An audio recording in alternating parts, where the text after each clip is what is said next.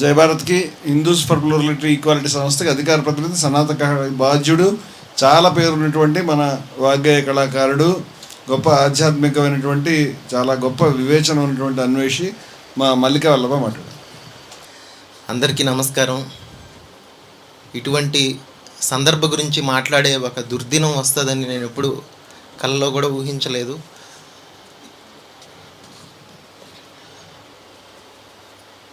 నిన్నటి నుంచి ఎంతోమంది సాయిబాబా భక్తులు, బ్రహ్మకుమారీసు, ద్వైతులు, అద్వైతులు, అచల సాంప్రదాయానికి చెందినవారు ఎంతోమంది ఆయన మీద దాడి జరిగితే వాళ్ళందరూ ఏడుస్తున్నారు. ఎంతోమంది ఫోన్లు చేసి భగవత్ తత్వం ఎక్కడుందో దానివైపే అందరి దృష్టి, అందరి చింతన ఉంటుంది.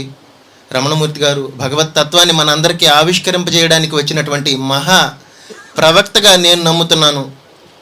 ఆ రోజు రక్తబీజుడి ఆగడాల్ని అంతం చేయడానికి అపరకాళిక ఎలాగైతే ఉద్భవించి రక్తబీజుడిని నాలుక చాపి సంహరించిందో, ఈరోజు హెచ్పిఈ సిద్ధాంతాన్ని తయారు చేసినటువంటి రమణమూర్తి గారు దానికి శ్రీకారం ఎప్పుడో చుట్టారు.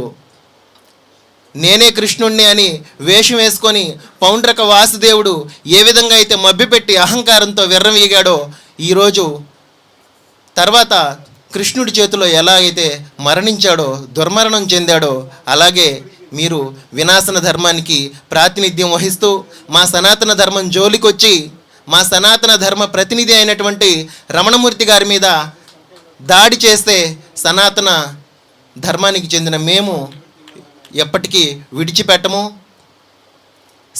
సనాతన ధర్మం మాకు ప్రేమని, కరుణని, సహనాన్ని, సమానత్వాన్ని బోధించింది. వినాశన ధర్మం అయినటువంటి ప్రతినిధులైనటువంటి మీకు మీ ధర్మం ఏం బోధించిందో మీ మాటలు చూస్తే అర్థమవుతుంది, మీ చేతలు చూస్తే అర్థమవుతుంది. కాబట్టి మిమ్మల్ని ఖబర్దార్ అని హెచ్చరిస్తూ ఇక నుంచైనా మనమంతా సంఘటితం అవ్వాల్సినటువంటి సమయం ఆసన్నమైంది. ఆ రోజే ఉపనిషత్తులు చెప్పాయి, ఉత్తిష్ట జాగ్రత్త ప్రాప్తవరాన్ని బోధిత క్షురస్య ధారా నితిత దుర్గం పదస్తత్ కవయో వదంతి.